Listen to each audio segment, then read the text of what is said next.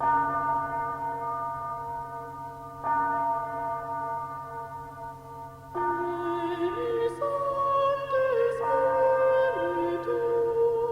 Jacobi as Brother Cadfael in The Leper of St. Giles.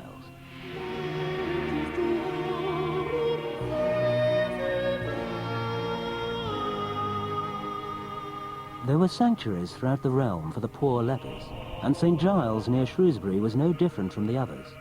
A motley collection of huts beside a dusty country road some distance from the town.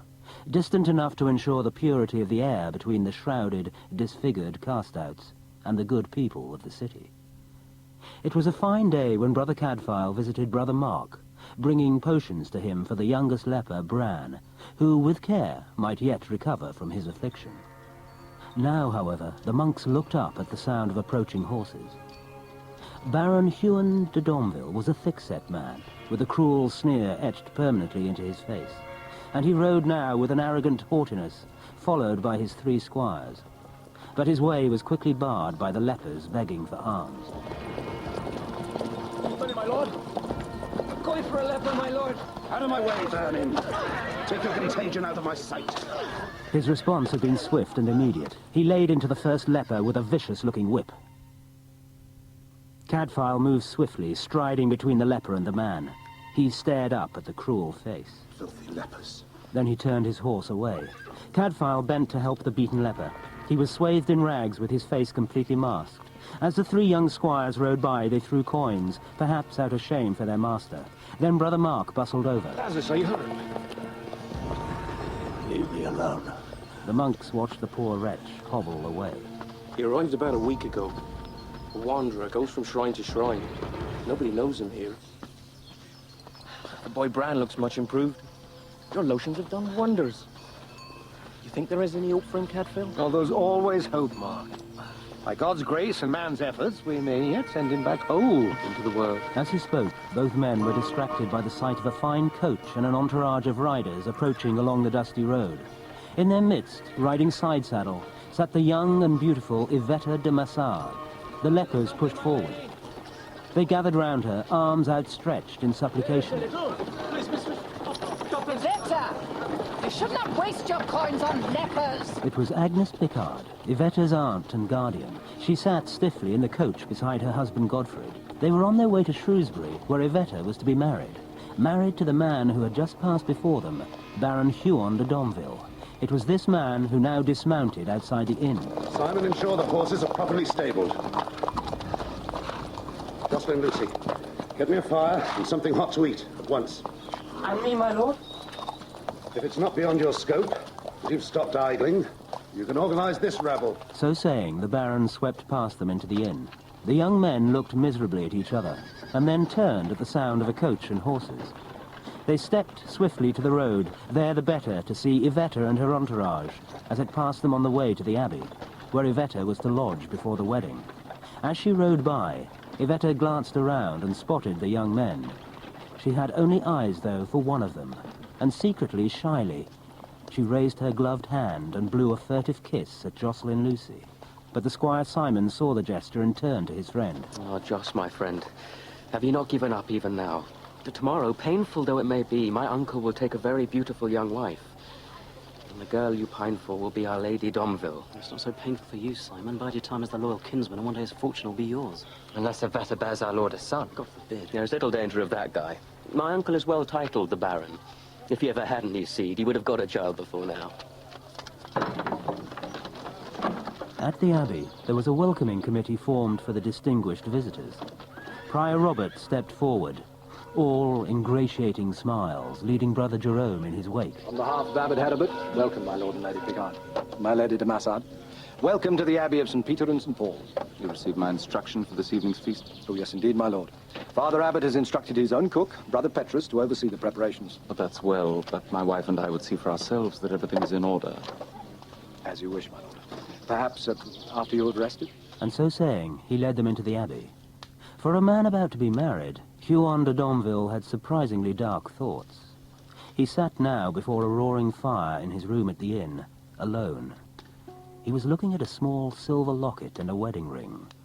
Within the locket were a few strands of a woman's hair, and on the outside was engraved the simple legend, "To my Huon, love always, A." With a sigh, he snapped the locket closed and placed both locket and ring, the two sides of his life, beside a small bag that he placed on the table before him. Then he sat back and closed his eyes, little knowing that in the street outside, his 3 squires were discussing the very matters that so concerned him. God knows Iveta would want no child from that group. I hear there is one, even now, that he prefers to his intended bride. We know of no mistress. That is dangerous talk. Mistress or not, he's unworthy of Iveta, and it's high time he realized that I will serve him no more. And how will that help my Lady de Masard? As long as we are in his service, we can at least protect her. Squires! Squires! I'll go. Reluctantly, Guy went to answer his master's bidding. He found him slumped in his chair. Where's Joselyn Lucy? Fetching your food, my lord. When I call my squires, I don't expect to be kept waiting. The Lady de Masard rode by. You're here to serve me, not to gawp at my future bride. No, my lord.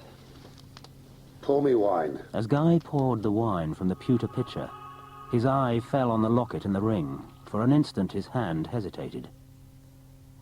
At the Abbey, Brother Jerome obsequiously ushered the prior's guests to their rooms. These are your quarters, my Lady de Masard, for yourself and your maidservant. Right next door to your guardians, as I'm sure you would undoubtedly wish. It did not look as if this was what Iveta would have wished at all. Reluctantly, she entered the small, cramped room.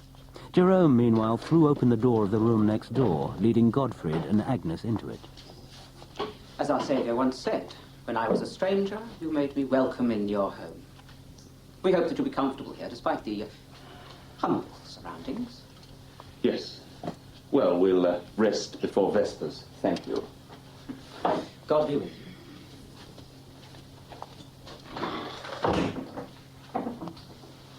Well, it's only for a few days, Agnes. And we'll never have to sleep on a straw mattress again. I do not like this quietness of hers, Godfred. I cannot trust her. Now she has given over the battle.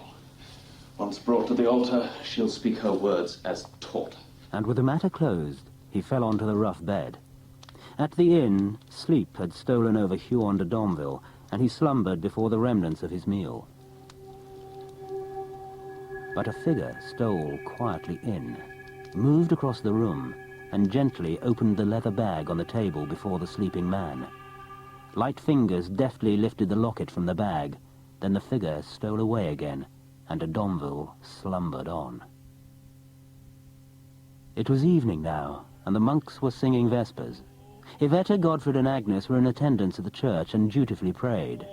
De Donville was not with them. He still slept on before his fire. But as he slumped there, he had once again another visitor, just as strange, furtive, and silent as the one before. Again he slept on, unaware that anyone was in the room. This time the gloved, shadowy hand lifted from the table the ring with which he would wed Iveta on the morrow. Then quietly, whoever it was, stole from the room. It was a few minutes later.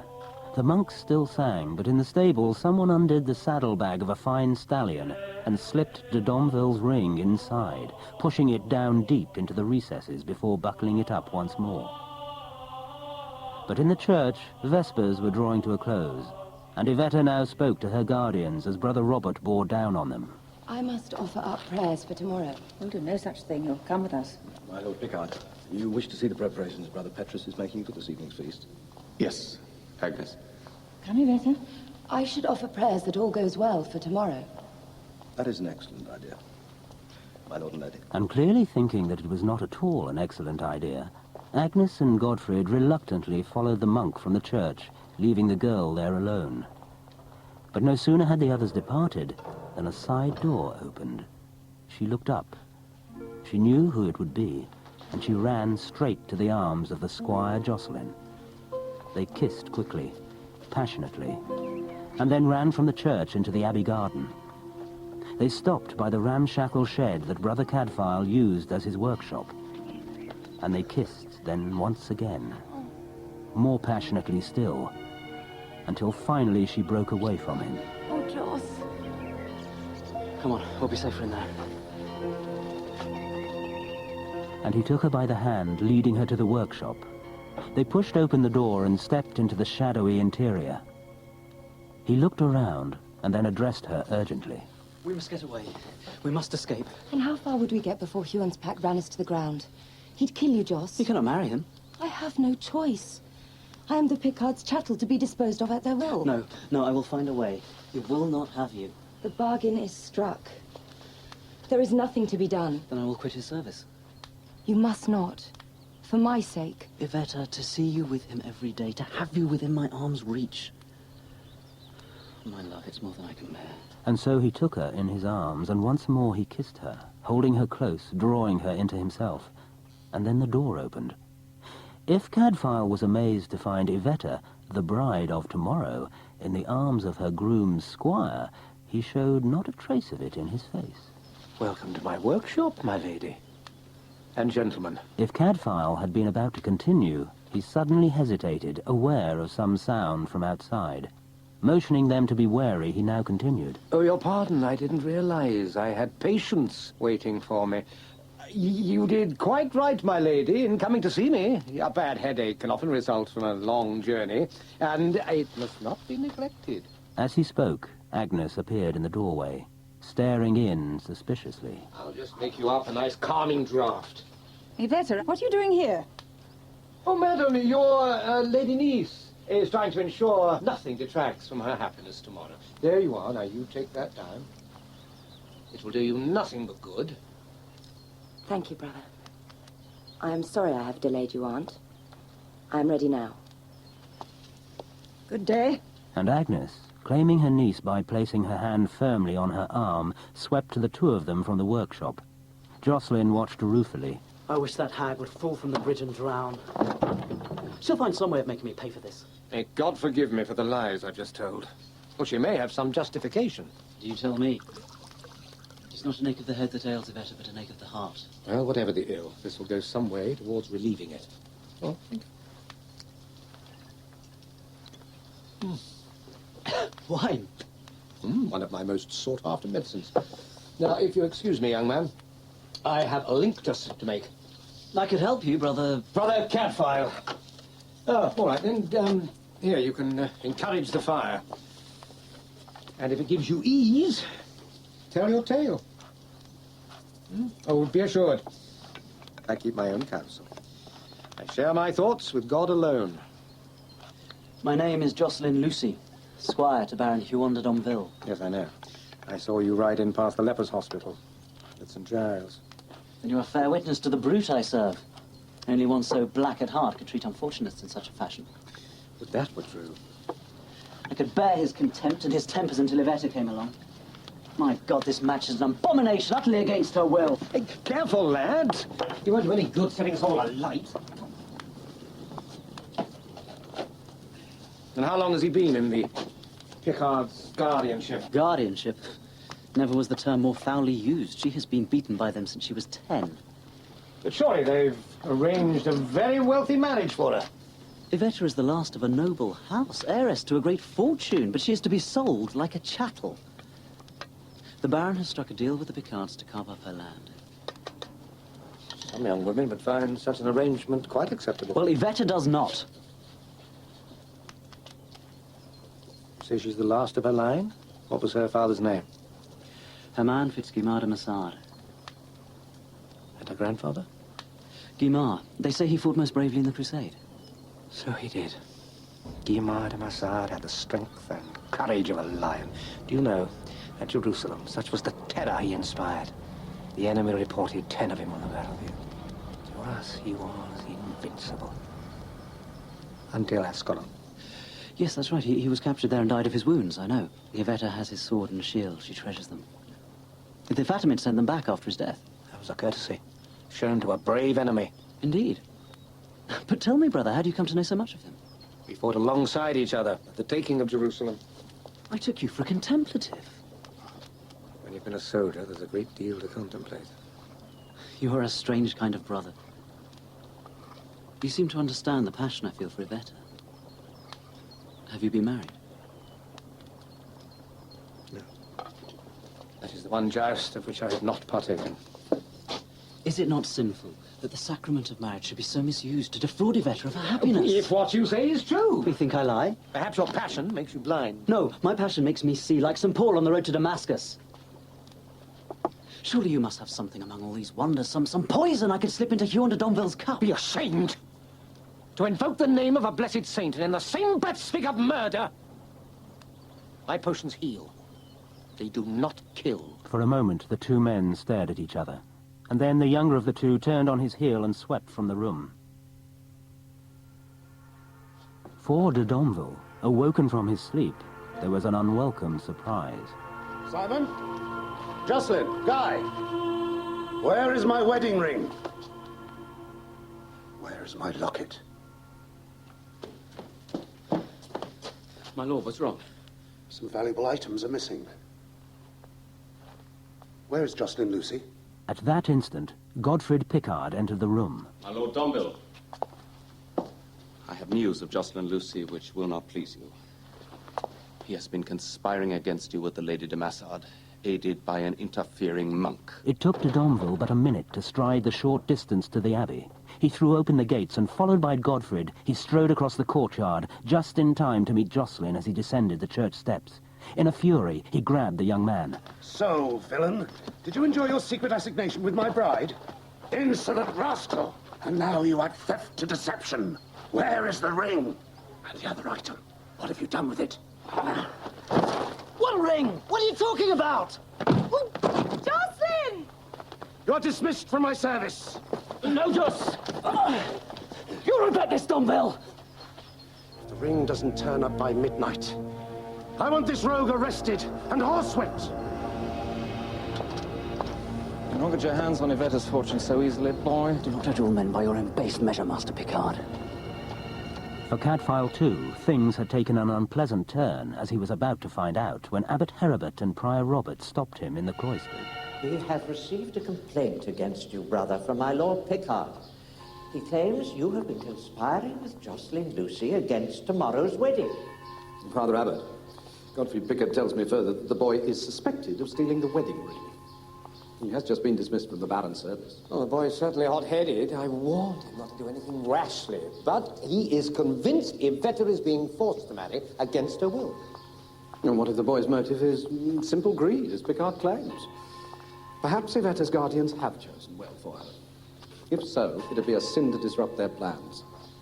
Well, I will only be convinced in my mind if we could but speak with Iveta without her guardians. Hear her true views on the matter. But if Cadfael had expected to hear a story of unrequited love and forced marriage, then he was about to be surprised. Later that day, he and Abbot Heribert approached the young girl as she sat sewing in her room. Glad to see you thus at peace, my daughter, even though you witnessed Joselyn Lucy's fate. Yes, Father. I had, I think, a better opinion of him than he deserved. But I have put my doubts behind me now. I know my duty. Your mind is at rest about tomorrow's sacrament. My mind is settled and content. I understand that this marriage is very much to the mind of your uncle and aunt. But is it also to yours?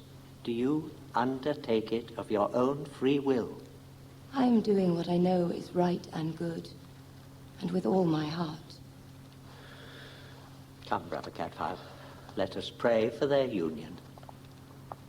Puzzled, Cadfael left the room. In the stables at the back of the inn, de Donville's horse was led from its stall as its owner addressed his two remaining squires. Go on in. I have a fancy to take the air a while. Send the grooms to bed. And your chamber attendants? Dismiss them. Say I want no service tonight, nor until now past prime tomorrow, unless I call them. And if they've not found the ring by now, instruct the authorities to arrest Joselyn Lucy. Yes, my lord. So saying, he mounted his horse and left them. One day you'll go too far. So de Donville rode through the gathering evening gloom on some secret visitation of his own devising. But as he passed the ramshackle leper's shrine, one masked, hooded figure watched him from the darkness. It was Lazarus. And so it was that the following day the monks sang. The abbot stood ready at the altar, and the doors of the church opened to admit Godfrey with the bride Iveta on his arm. They made their slow, dignified way to the altar. But there was no Huan de Donville waiting for them there. When the singing finished and the congregation had sat down, there was a still, embarrassed silence, and then Brother Jerome turned to Prior Robert. Should not the Baron de Donville be here by now? There was a general stirring as the door of the church clattered open. But it was not the groom. It was the squire, Simon. My lords and ladies, Baron Huan de Donville did not return home last night. And we have no knowledge of his whereabouts. It didn't take long for a crowd to gather in front of the abbey. The Undersheriff, Hugh Beringar, took his place on the abbey steps to address the throng. I pray silence! From your numbers amongst the wedding guests, the good brothers and my own men-at-arms, we must form an organized search party. When we reach the fork in the road, we shall split into two and proceed to the long forest. Now, as quickly as possible. And so they set off, dividing themselves into groups, the monks taking the wooded path to the forest. They searched for some hours throughout the morning, and then Brother Oswin spotted the horse. Donville's horse. No sign of Donville. Cadfael led the way then to where the horse stood patiently as if waiting for them. But as he approached it, he hesitated. There in the scrub beneath a spreading oak tree lay a figure. Oswin crossed himself at the sight of it. Brother Cadfael. It was Huan de Donville, and Cadfael stepped through the scrubby undergrowth the better to see him. He lay there on his back, staring up at the monk, and he was quite still, quite motionless, for he was most certainly quite dead. Cadfael sent at once for Hugh Beringar and prayed over the body until he arrived. Then together they examined the corpse. Cadfael hunched down beside the still figure, Beringar next to him. He's been dead some hours, around dawn, perhaps a little before. The dew of the night is still on him. He's cooling, but he's not yet cold. He seems to have hit his head on the bole of the tree when he fell. Must have fallen from his horse, and heavily. The fall could have killed him, though, Cadfael. Well, it could have, but if the horse had stumbled, then he would have been tumbled forward. The wound is on the back of his head. Perhaps the horse reared. See the heels of his boots have scored deeply into the ground, as if in some kind of convulsion. Look at this. Perhaps he didn't just fall. See a rope stretched between two trees at a certain height could fetch a man off his mount. But there's more than the mark of the rope on his neck. Bruises, too. That great stain on his Adam's apple. After being knocked off his horse, the Baron Huan de Donville was strangled. The news spread fast, no more so than at the Leper sanctuary. Young Bran, full of the news, hobbled quickly to where the mysterious Lazarus was perched on a hay bale. They have found Lord Donville dead in the long forest. God has punished him for whipping you, Lazarus. Lazarus looked up. The only thing visible through the mask he wore were his eyes, and how they blazed with some inner fear. They brought de Donville back to the abbey, slung over a horse, and two burly soldiers lifted him down and laid him before the small crowd of townsfolk and wedding guests. At their forefront stood Godfred, Agnes, and their ward Iveta. Godfred spoke then. Murder. Joselyn Lucy has taken his revenge. Open the gate! The gate was thrown open to reveal Sergeant Warden and a clutch of soldiers. Together they manhandled Jocelyn into the courtyard. Jocelyn! Stay away from the prisoner, my lady. Picard! It is you that has done this to me! Joselyn Lucy. I'm Hugh Beringar, Undersheriff of Shropshire. What wrong do you claim has been done to you by Godfrey de Picard? He had me cast out of the Baron's service. I will have satisfaction from you before I turn my back on Shrewsbury. Satisfaction? The Baron should have had you horsewhipped. Before you did this to him. Seize him, Sergeant. Lay hold of the rope. Let me give my sergeant orders, Lord Picard. Master Lucy has certain concerns, which he revealed to me yesterday. I asked that we hear his case. What do you have to say in your defense? Iveta is being bought and sold against her will. Liar! On what grounds have I been apprehended? Am I being accused of murder? I was instructed by my Lord Donville's household that his wedding ring had gone missing. The Baron came to believe most fervently that Joselyn Lucy had stolen it. I am neither a thief nor a murderer. Apart from my horse and my saddlebags, I have only the clothes I stand up in. Let an impartial judge search me! Brother Prior. Beringar turned to the priest. He nodded his agreement, and Warden went to the man's horse, pulling the bags from it. He took them over to Prior Robert and Brother Jerome and shook the contents out at Robert's feet. He found there a roll of cloth and unravelled it. It contained a bright jewel, but Joselyn merely shrugged. My father's medallion from the shrine of St. James at Compostela. But, Brother Prior, something fell from this roll of linen. I caught a glint. Is this the Baron's ring? There was no denying the truth, though Joselyn looked thunderstruck. Arrest him. On a charge of theft and suspicion of murder. No. Take him to the castle, Will. Iveta! They led him away then, through the streets towards the castle. But when they came to the bridge over the river, there was a commotion as two carts before them became entangled with one another. Joselyn did not hesitate.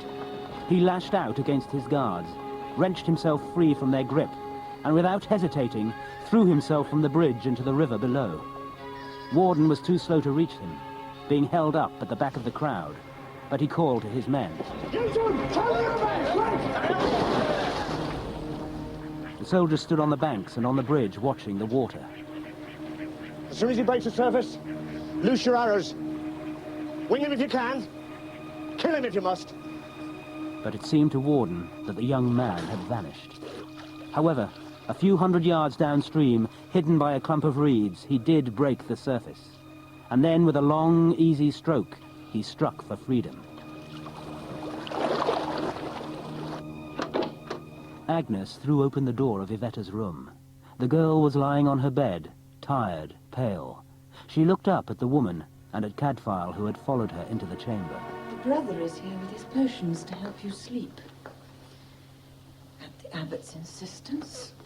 Good day, Lady de Masard. Would you be kind enough to fetch me a cup? It is rather chilly in here. A small charcoal brazier would heat it up nicely. The lady is obviously in shock, and heat would be very beneficial. Reluctantly, certainly suspiciously, the elder woman left the room to comply with his request. No sooner had she done so than Iveta opened her heart to the man. They told me they would intercede with the Baron over the theft of the ring. They'd save Joselyn if I went through with the pretense. If I told you and the abbot I was marrying of my own free will. I had my suspicions. Things are not as black as they seem. They seldom are. I bring you hopeful news. Joselyn has escaped. Escaped? Brother, you do indeed give me hope. Even as they spoke, Joselyn had hidden himself in the woods, and a search party had been formed to find him. But the Squire Simon had broken away from the rest. He had in mind a place where Joselyn might be, and he wished to be alone when they met. As he made his way through a muddy path, he heard a whistle. It was a whistle he recognized. For a moment he hesitated, and then he saw some movement in the bushes in front of him. Joss? Simon! You're not the decoy, are you? No, of course not. But keep yourself hidden. The patrols are out in force looking for you. You can't lie out here tonight. I know a place of safety. Simon led him away then, through the woods and back into the town, to a scruffy, tumble-down hut near the very inn where they had been staying. No one will think to look for you so close to our lodging. Thank you, Simon, for believing in my innocence. The only thing I can be sure of is that you are my friend. I must get to Picard. For God's sake, there are men out searching for you. You are in grave danger. Sleep, my friend. The world will look very different in the morning. And Simon left him in the hut, alone with his thoughts and his fears. For Cadfael, there were very different matters to attend to.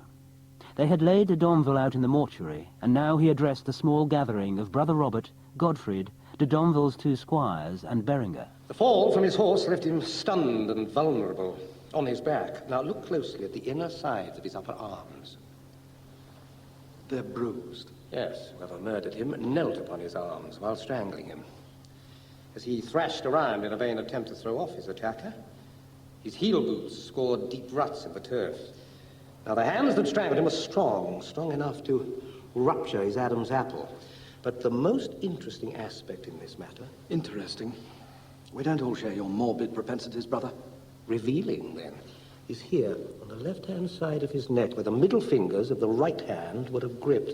There's a small, sharp cut and a hollow wound beside it. That has some significance?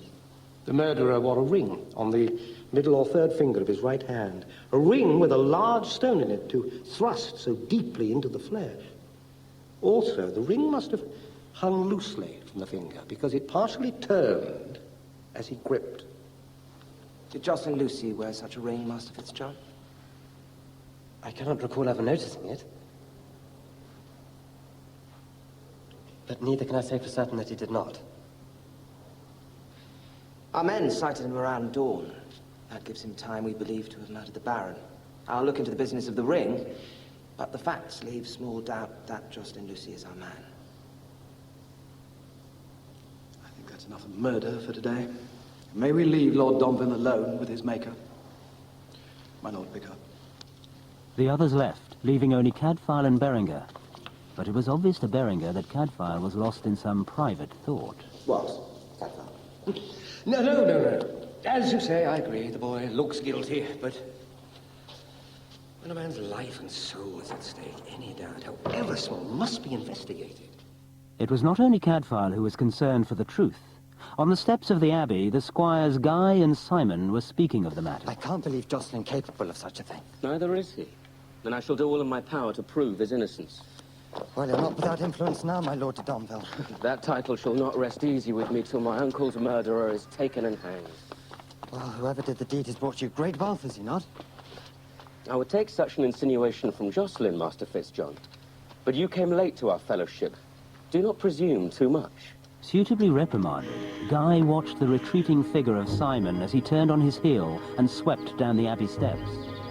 Then he too turned away, seeking a quiet, dark corner of the cloisters. Here, having checked to make sure he was unobserved, he carefully removed his ring from the third finger of his right hand and slipped it instead over the second finger of the left. It was a ring with a large stone, and it hung loosely. Very loosely. He rubbed the finger of his right hand as if to remove the mark of the ring, so that it might appear to have never been there. While he did this, soldiers led by Sergeant Warden and his deputy, a man called Jehan, made their way through the streets near the hut where Jocelyn lay hidden. Be ready. I tell you, this is the one place he would think we would not search, in the very heart of his enemy's territory. It's not perhaps as mad a notion as I at first thought. It was Warden who kicked the door down and strode inside, sword at the ready. But the place was empty, and only the remains of a half-eaten meal were left behind as a clue. You are right, Jehan. The shame our bird has flown, but I will see you are commended for this. They left, but as the bells tolled in the streets of Shrewsbury, Jocelyn slipped away, not so very far from where they were. He made his way safely through the winding lanes and thoroughfares. But as he went across the bridge and escaped the town, a group of soldiers spied him, and one called out. There he is! After him! They gave chase, and Jocelyn ran like a mad thing away from the town and the river and across the fields. He was running for his life, running blindly. And then he found himself at the Leper Sanctuary, and a harsh voice hailed him. Come! It was the leper Lazarus. Quickly! Jocelyn didn't hesitate, but spun round on his heel. Here! Hide here! Quickly, Lazarus pulled him towards a haystack, hastily pulled the loose straw to one side, and bundled the young man inside. Be still! But now the soldiers were upon them and running past them. He went this way, come on! You cannot move yet. They will be back, and everything must be as it was before. When they are gone, I will make you faceless and nameless, as we all are here. And he settled back as if to doze in the afternoon sun. For Cadfael, the enthusiasm of Brother Oswin as an assistant in the preparation of his herbal potions was somewhat outweighed by the damage he managed to do to the equipment he kept in his workshop.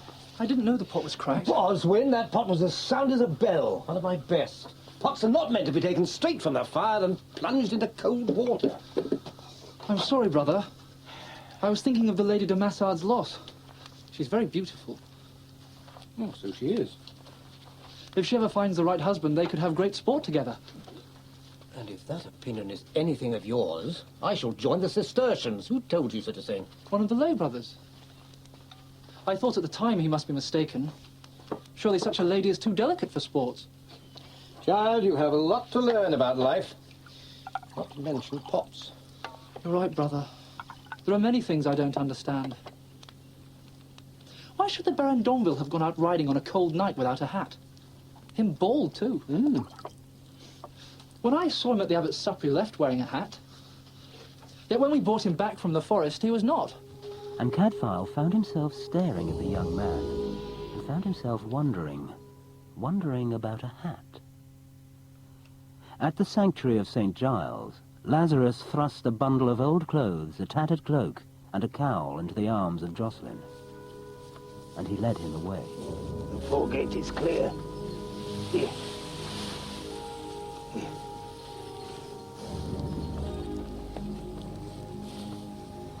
The previous owner will not complain. He's over the wall in the cemetery. You're not afraid to wear the habit of a dead man. It will prove an adequate disguise. Follow me. At the place where Huan de Donville had died, someone had made a rough wooden cross, and Cadfael now stood by it, looking around. He was searching for something. And now he stepped forward, picking his way through the undergrowth. But there was nothing to be seen. Then, just as he was about to give up and search elsewhere, he spied it. It was buried deep in a bush, and it took him a moment to retrieve it. It was a very fine hat made of the best cloth, and it had a fine ornate jewel stitched to the peak. But tucked in behind the jewel, someone had pushed a small flower. It was this that arrested the monk's attention. Creeping Cromwell. From where?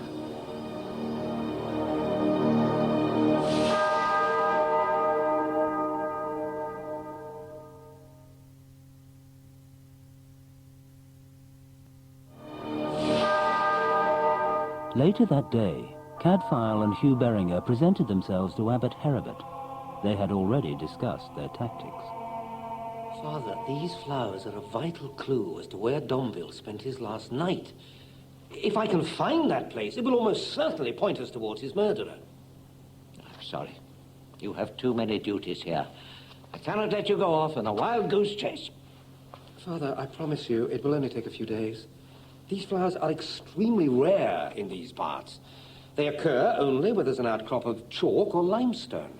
Father, I'm too busy to give the matter my full attention. It would help us greatly if Brother Cadfael could be released to pursue this thread. You know how well his knowledge has served us in the past. Lives may depend on it. Very well. It is true that God's purpose is justice. You may have leave, Brother Cadfael, for as long as is necessary. You have my trust. And I value it, Father. They left, but as Cadfael and Beringar made their way through the cloisters, Cadfael now intent on his new mission, he was hailed by Brother Mark, the guardian of the leper sanctuary at St. Giles. Brother Cadfael, may I speak with you? Yeah, of course, Brother. But Brother Mark hesitated, looking hard at Beringar. Privately? And taking the hint, Beringar went on his way. Good hunting, Cadfael. What is it? But as the two priests became absorbed in conversation, in another part of the abbey, Iveta's guardian was to receive a not altogether unexpected visitor. Godfrey opened the door to Simon, the late Huan de Donville's nephew, and ushered him into his quarters. It was some time later that the door to Iveta's room was opened by her aunt, who stood to one side to allow that same Simon entry. He nodded at the elder woman to dismiss her. Thank you, my Lady Pickard. As soon as she had left, the young girl ran quickly to the man. Oh, Simon, is there any news of Joss? He is still at liberty. You must be patient. Somehow I will prove him innocent. You are a great comfort to me. And she pressed his hand in gratitude. In the valleys and hills around Shrewsbury, Cadfael wandered, looking for his elusive crop of creeping Cromwell. He stopped villagers and peasants alike to ask them if they knew where the flower grew, but none could help him. And so he stumbled from hill to hill and riverbank to riverbank and from wild, uncultivated land to farmed and common land, but still he could not find it. It was late on this first day, and he was near to despair and facing a long walk home when he stumbled upon the track to a tumble-down farm building. It was a long time since he had been there, but he knew this place, and he knew it to be deserted. It was there, on the track, that he dropped to his knees, and in some delight he plucked the flowers that he sought from the roadside. And then his quick eyes spotted other things, tracks of horses, and his mind began to race. But then he was called out of his reverie by a sharp voice. Cadfael looked up to see a tall, well-built and ferocious-looking man with a pitchfork bearing down on him. Pardon, brother. I took you for a common trespasser. No, your pardon. I thought this place deserted long since. I am steward here.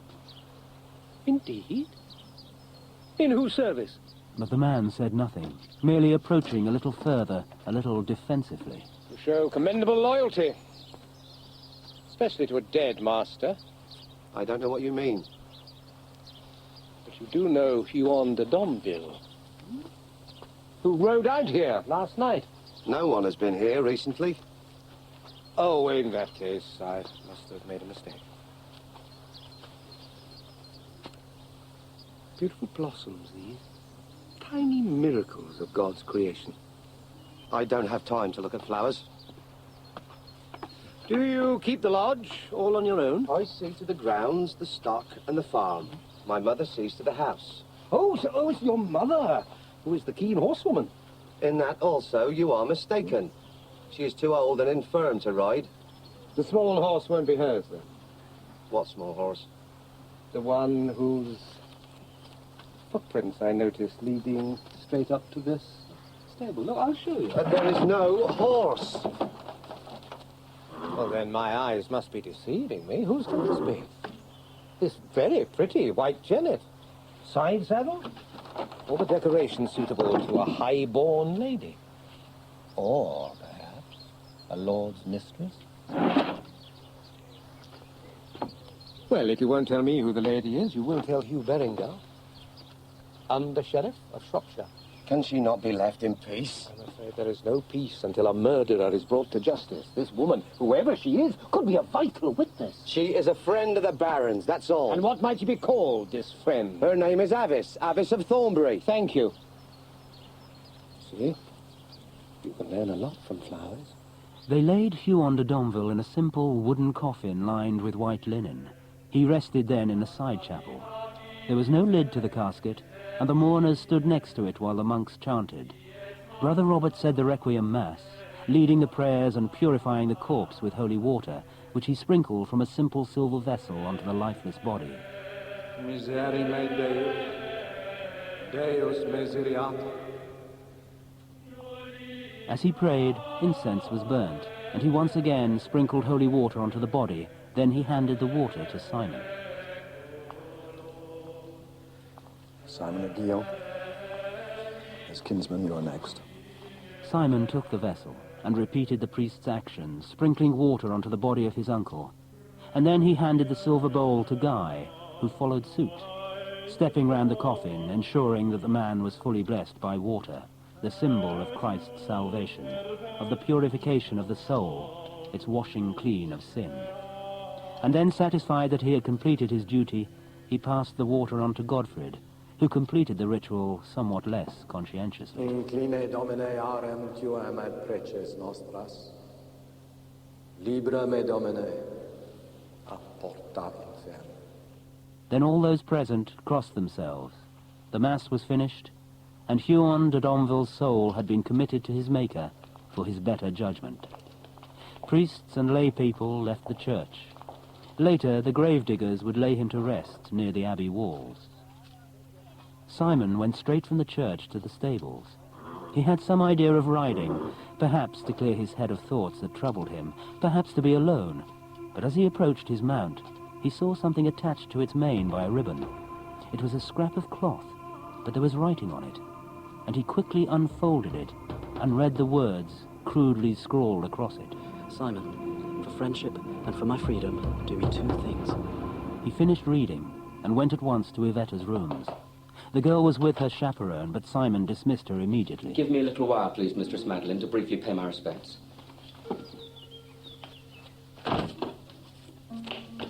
Listen well, Iveta, for they'll not let me in to see you again. I have word from Jos. Shh, no time. Tonight after Vespers, you must meet him at the herb garden.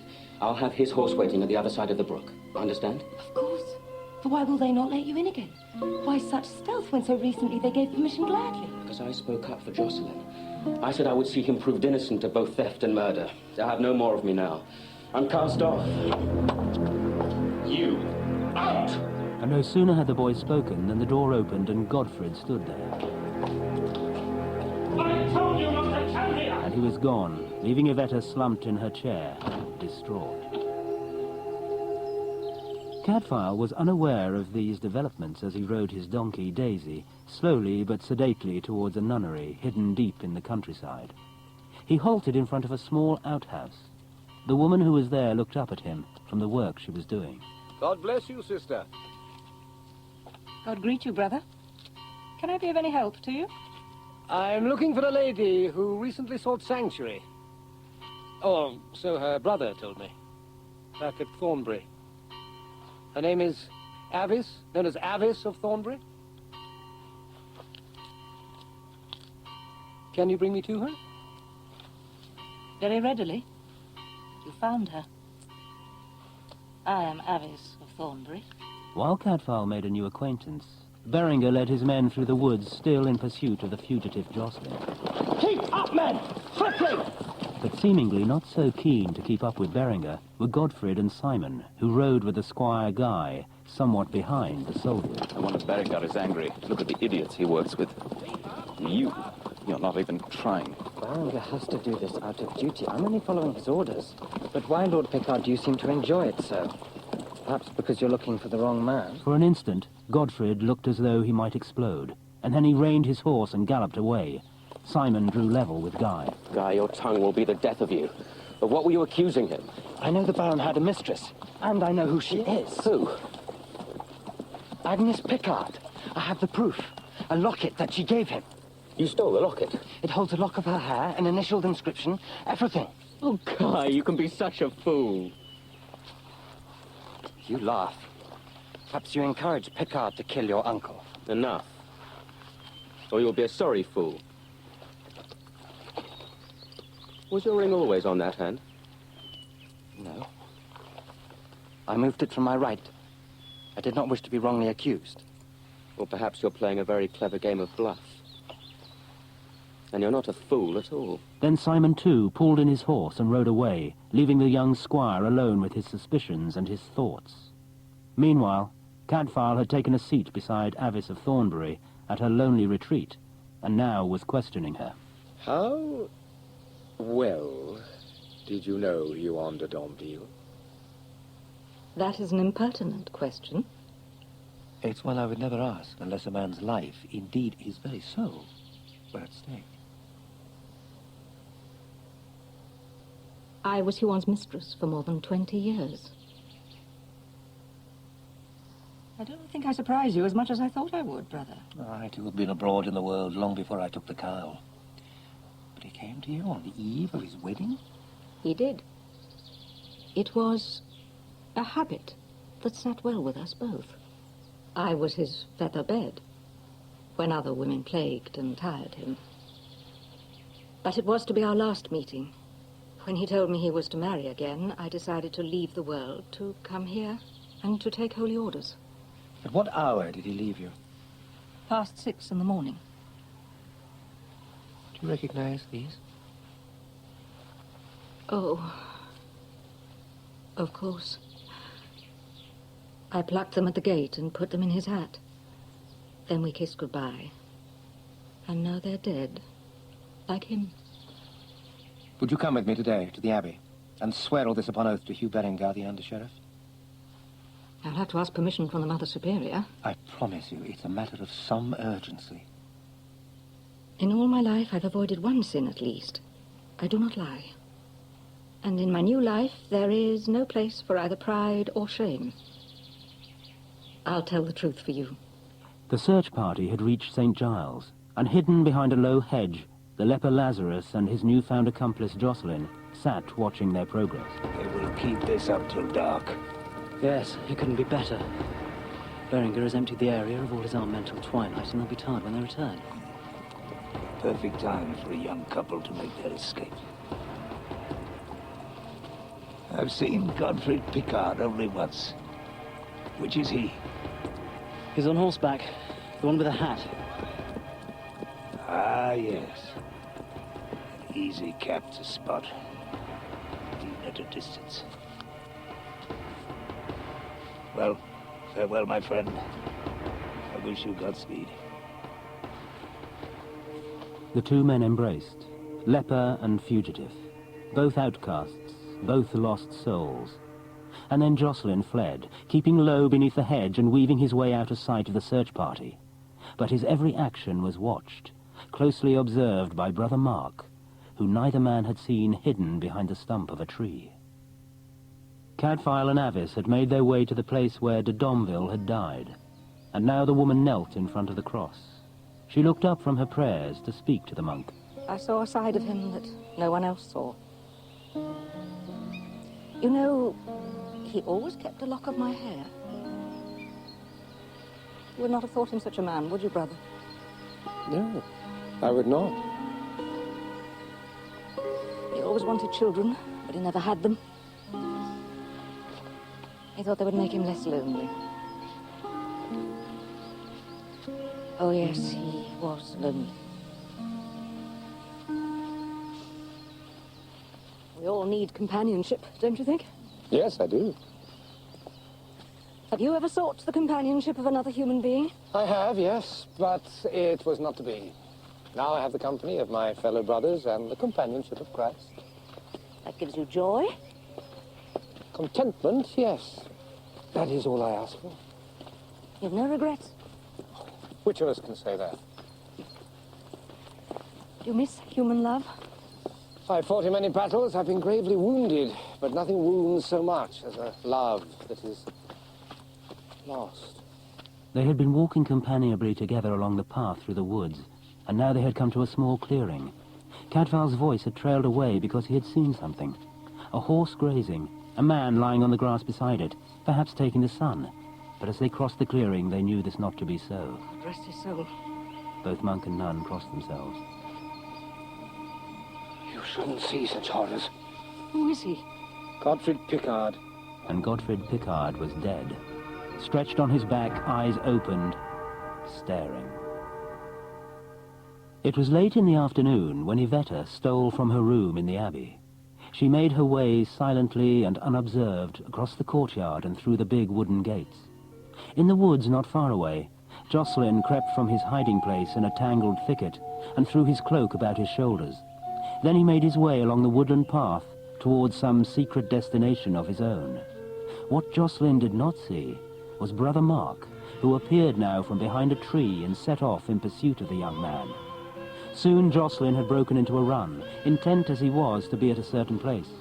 Poor Brother Mark had to follow as best he could, his lengthening years being an unfair hindrance. So it was inevitable that he slipped and fell, but nevertheless he pulled himself up and on he went. Soon Joselyn arrived at the place he sought, and she was there, the girl. Oh, I thought I'd never see you again. Take my hand.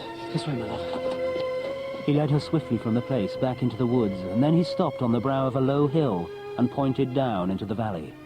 There was a clearing, and in the clearing stood a fine horse, saddled and ready. He kissed Iveta briefly, and then started to lead her towards the horse.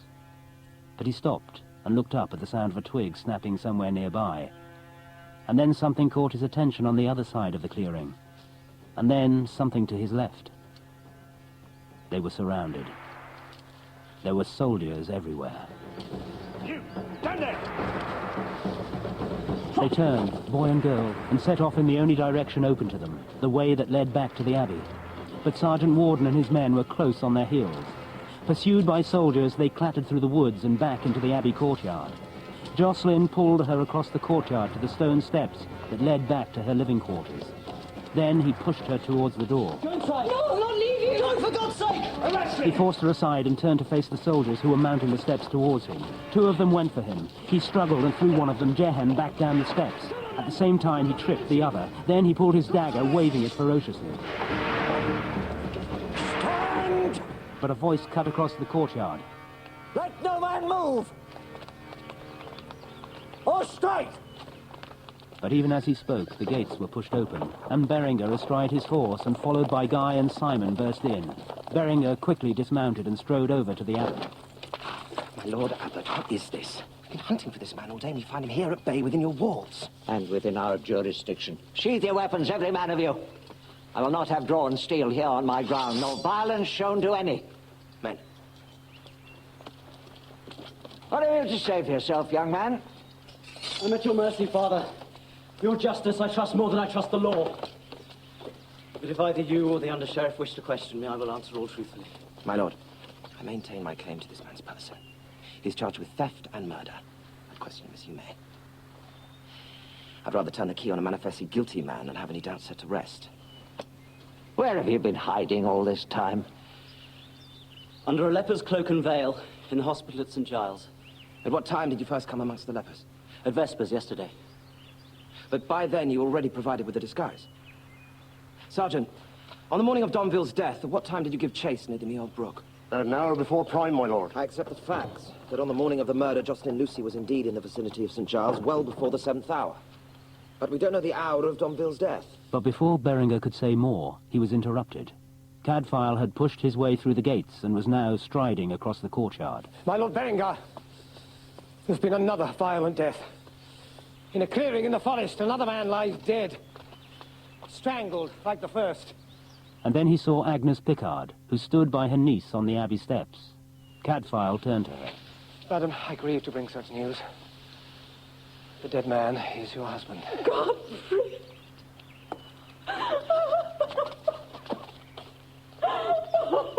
Father Abbot, I can speak for Jocelyn's recent movements. Brother Mark, what is this? I was following this young fugitive. On his arrival at St. Giles, his lack of leprous symptoms aroused my suspicions. For how long did you follow him? All day long, Father. Brother Cadfael spoke to me here yesterday and advised me to keep a constant watch on the boy. The evidence of Brother Mark certainly frees you, Jocelyn, of any involvement in the death of Godfrey Pickard. But not of the Baron de Donville. No, Hugh. I know now when Donville was last seen, alive and well. I found and talked with a witness who will testify under oath that the Baron spent the night before his death at his own hunting lodge. And that he didn't leave until after 6 the following morning. So when Joselyn Lucy was being chased along the banks of the Meold Brook, the Baron could have been no more than half a mile from his hunting lodge. This witness is of the first importance, Cadfael. Name the man. What, no man, Hugh? A woman. Donville spent the last night of his life with his mistress of many years. The news shocked Brother Jerome. A scarlet woman? That's disgraceful. But for the squire, Guy Fitzjohn, the news was a valediction. I knew he had a mistress. I have proof of it. This locket was his. I took it from his chamber the evening of the wedding feast. You stole this, Master Fitzjohn? I did so, my lord. In order to prove the Baron unworthy of the Lady de Masard, and by so doing, save her from a marriage that was not of her will. It is inscribed so. To my Hugh on love always from A. Avice of Thornbury. As he spoke, Cadfael took the locket and handed it to the nun who stood beside him. She looked calmly at Beringar. If all this is so, the charge against the accused cannot stand. All this is so, my lord. Beneath this veil is the hair which you, sir, found in our locket. I wear the nun's habit now, but I am that same woman who was escorted to the hunting lodge whenever my Lord Donville wanted me. And one man and one man alone escorted Avice to the lodge. The only person who could have known how and where to set a trap for the Baron. Only one man was privy to Huon's amours, and that man was you, Simon Agnel, his trusted kinsman. And his killer. That is preposterous. All eyes turned on Simon, who had been standing silently to one side. You're mad, Brother Cadfael. What possible reason could I have to harm him? You were his only blood relative. You stood to inherit his title and his fortune. But had his marriage to Iveta produced an heir? My uncle was incapable of getting a child from any woman. Oh, your uncle, certainly. But could you assume so much of Joselyn Lucy? Now think how it would have been for them, a young couple, daily in each other's company, yet constrained from openly expressing their love. Now what if they had weakened? And if their union had borne fruit? What then? Would the Baron ever admit to being a cuckold? Or, rather, would he give thanks for the miracle and proclaim the child his own? Brother Cadfael, that is a scandalous suggestion. Brother Prior, I'm not saying that such a thing would have happened, only that Simon Agnel feared the possibility. So he took steps to ensure that danger to his inheritance never arose. Murderer! You killed my husband! The poor lady is mad with grief. Cadfael's madness is contagious. Deny, if you will, that the evening Huon was brought back dead, you came to my husband to make a bargain. That you would step into Huon's shoes, marry Iveta, and inherit everything. Why should I not fairly offer for Iveta? Sir Godfrey did not reject me. He agreed to my suit. So he did, thinking you an honest man. But for the service for your uncle, you had to take off your gloves to sprinkle the holy water.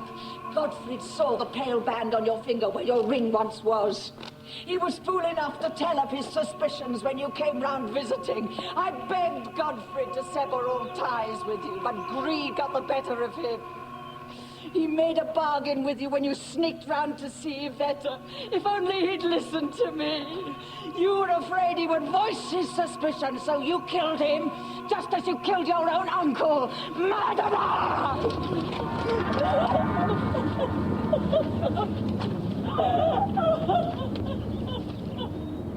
Sergeant, search him.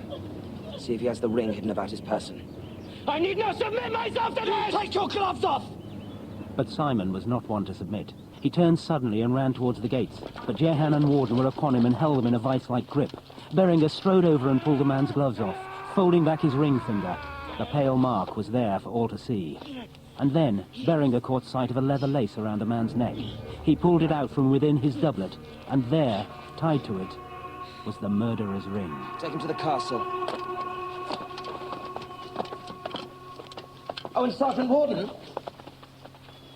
how did you come to keep so apt a watch on Joselyn here when we were so busy beating the forest? It was Jehan, my lord. He came to me proposing that since the young squire was set on the lady, he might try to steer her away when there were but few of us left here. Come forth, Jehan. It was Jehan, too, that suggested we search the hut. Your guesses, Jehan, seem to be blessed by heaven. Or were they rather blessed by Simon Agnel? He said I was welcome to the credit, if we found our man. Think yourself lucky to escape a whipping, Jehan. Now get out of my sight. Go! Sergeant! Take special care at the bridge this time. And so they took the man away. Joselyn went over to Cadfael. So Simon wanted me to be caught. He must have put the ring in my saddlebag. Oh, he did. I thought he was helping me out of friendship. In goodwill. In very evil will, Joselyn. He provided him with a perfect scapegoat. He could rid himself of Donville, claim his inheritance, and add Iveta and her lands to his great store of wealth. But he had to ensure that you were captured. By leaving the so-called sanctuary of the hut, you foiled his plans. And I thought him my only friend. I think you have a much truer friend, much closer to you than Simon ever was. Beringar had nodded towards Guy, but now the young man spoke up. One still more, my Lord Beringar. At least now my Lady de Masard is free to take a husband of her own choosing. I wish you well of her, Jos. With all my heart. Joselyn took Iveta's hand. They were two lovers then in each other's arms. It was time to leave them to themselves. Later, when it was dusk, Cadfael found Avice in his herb garden, standing amidst the flowers. What fragrance. Yes, I plant for fragrance as well as colour and medicinal use. I try to make it my own little Eden. Someday I hope to make our garden at Godric's Ford as beautiful as this. Oh, I'm sure you will. Do you know, I sometimes think that the senses are the gateway to the soul. We should celebrate them more. Sounds rather heretical, Cadfael. Sometimes I like to put the sand of doubt into the oyster of my faith. Well, I must go. I've a long journey and I need my sleep. I still haven't thrown off worldly vanity. Have something for you. Oh, Daisy Jane. To remind you of me. And Daisy, our favourite donkey. Well, if a donkey was good enough for the Son of God, surely Daisy was good enough for us. He smiled at her, and for a moment she lingered. Then she turned and walked away from him through the flowers. He watched her go. He decided that it was best at such times to be busy, so he went at once to the mortuary to examine the body of Godfred, and after he had been working for some time, he sent for Hugh Beringar. Well, my friend, it seems your instincts were sounder than mine. If only I'd listened. If only I'd learned the truth a few hours earlier, Picard here would still be alive. No, Hugh, you will have nothing to reproach yourself for. No earthly power could have saved Godfred Picard. What do you make of these bruises on his neck? Something odd about the marks left by the fingers, isn't there? These impressions were not made by the hands of Simon Agnel. Oh, yes. He murdered the Baron de Donville, but he did not kill Godfred Picard. Why didn't you tell me this before? Surely you'd never shield a murderer, Cadfael. Did I say he was murdered? A man dies, strangled, yet he was armed. And it had time to draw his dagger. To draw, but not strike. It lay by his side, unbloodied. Now, those who kill with their hands do so because they have no other weapon. Who, then? Who would engage with an armed man with nothing but his bare hands? None but a fool. Or one with little left to lose. It was not until the next morning that Cadfael made his way to St. Giles. He found Lazarus sitting alone a little way from the huts. Well, Lazarus, everything has been put right. The murderer of Hugh Huan de Donville is taken, guilty beyond doubt. And your young friend Joselyn Lucy cleared of any suspicion. All will be well now with Iveta. The king will approve Abbot Hedibert as her new guardian, and her wishes and her happiness will now be the prime consideration. You speak only of Donville. What of the second murder? I hope no innocent man has been accused of that. Godfred Picard was not murdered. What do you mean? He was stopped in the forest and challenged to single combat. He was armed with a dagger. His opponent had only his bare hands. Picard must have thought it was so simple. He didn't realize he was fighting one who possessed a lion's heart. They must have had a very grave quarrel. The oldest and the gravest. The shameful mistreatment of a lady. Does anyone else know of this?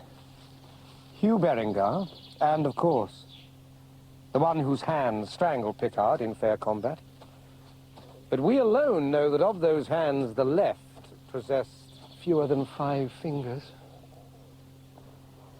Take me one step further, brother, and tell me his name. It was you, Iveta de Masard. Should I know that name? My Lord de Masard, I was beside you at the storming of Jerusalem. I saw you breach the gate. I was at Ascalon, too, against the Fatimids of Egypt. Why after that did you let yourself be given up for dead? Huh. Brother, I think you ask what you already know. The Fatimids have excellent physicians, wiser than any here. They recognized the first bitter signs. I had to protect my wife and son from contagion. I went to live in a hermitage and sent my shield and my sword back home. Iveta treasures them. I decided to return when word reached me that my son had left behind an orphan child. My granddaughter, Iveta. I wanted to see her enjoy her fortune. Instead, I found Picard was ruining her life. So, I ended his. But your leprosy is no longer contagious. You're a danger to no man or woman. And whatever name you've been using these past years, you are still Iveta de Masard. Iveta would revere you and delight in you. Why not give her hand in marriage to young Joselyn? Brother, you speak of what you do not understand. Leave my bones and my grave and my legend alone. I'm a dead man. But there was one Lazarus who did rise again from his tomb, to the great joy of his kinswomen. Is this the face that made his sisters glad? And Lazarus raised the hood which covered his face. What Cadfael saw there was unspeakable. So rotten was the flesh, so decayed that the eyes were lost beneath swollen eyelids, the nose quite twisted, and the nostrils turned into one corrupted opening, the mouth a mere twisted lip. Then he lowered the hood again. Let me remain dead, Brother Cadfael. Iveta and Joselyn intend coming here to see you. Well, we wandering lepers are notoriously vague. Relics, we drift from shrine to shrine, staying nowhere long. The fit takes us, and the wind blows us away like dust. Tell them all is well with me. For with the dead, all is very well. Pray for me, brother. I will come no more to Shrewsbury. Remember, my Lord de Masard, God sees not with the eyes of man. Man beholds only the outward appearance. God looks on the heart. And he shall find it here. And he shall find it beautiful, as I do. And the leper turned and hobbled away.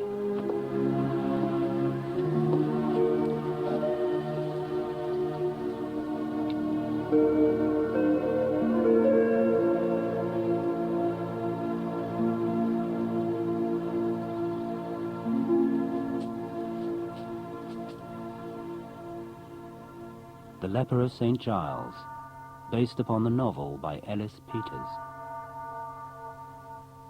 Screenplay by Paul Pender,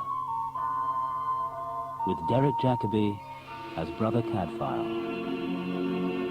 A central television production for ITV. Directed by Graham Theakston. Produced by Stephen Smallwood. Music by Colin Towns. Audio narration written by Michael Cameron. Read by Stephen Flynn.